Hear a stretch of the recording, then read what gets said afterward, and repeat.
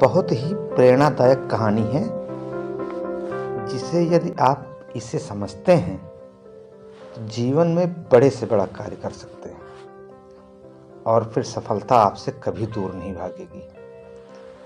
एक राजा ने नाराज होकर अपने वजीर को एक बहुत ऊंची मीनार के ऊपर कैद करने का आदेश दे दिया। अब उस गगनचुंबी मीनार से कूदकर उसके भागने की कोई संभावना नहीं थी।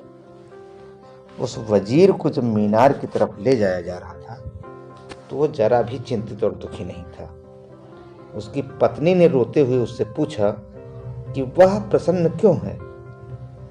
उसने कहा, यदि रेशम का एक अत्यंत पतला सूत भी मेरे पास पहुंचाया जा सके तो मैं स्वतंत्र हो जाऊंगा।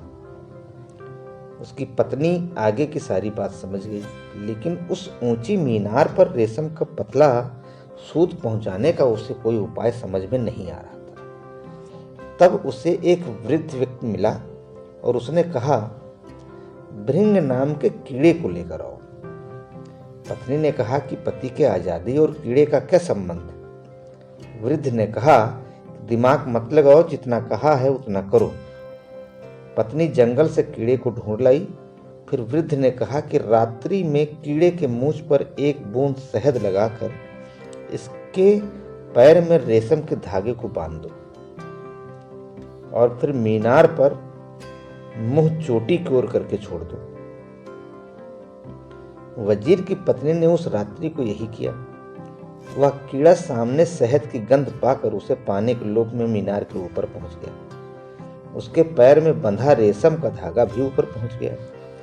वह रेशम का पतला धागा वजीर की मुक्ति बन गया, क्योंकि उससे फिर सूत का धागा बांधकर ऊपर पहुंचाया गया।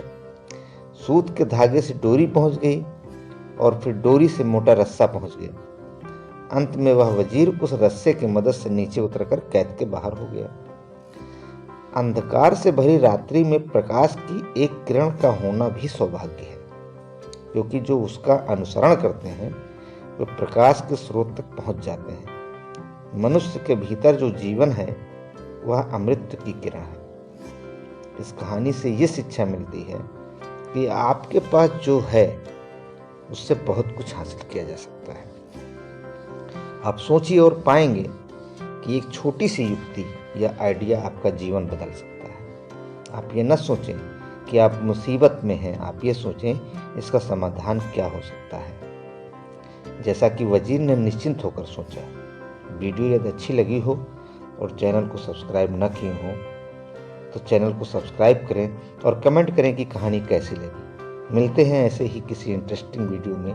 तब तक के लिए धन्यवाद। जय हिंद, जय भारत।